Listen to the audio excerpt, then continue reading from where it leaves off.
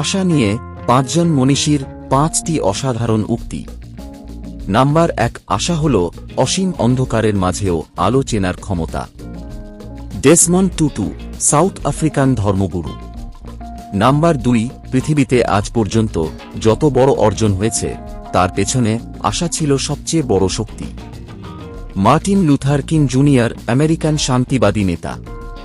Number 3, সূর্য ডোবার সময় কিছুক্ষণের জন্য আকাশে ভোরের মতো রং দেখা যায়, যাতে মানুষ আশা করে কাল আবার সকাল হবে। সংগৃহীত।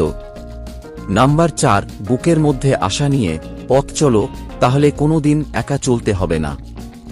শাহরুখ খান, ভারতীয় অভিনেতা। নাম্বার 5, তুমি হয়তো জীবনে বহুবার হারবে, কিন্তু কখনোই জেতার আশা করা বন্ধ করো না। মায়া অ্যাঞ্জেলোউ, বিশ্ববিখ্যাত মহিলা কবি।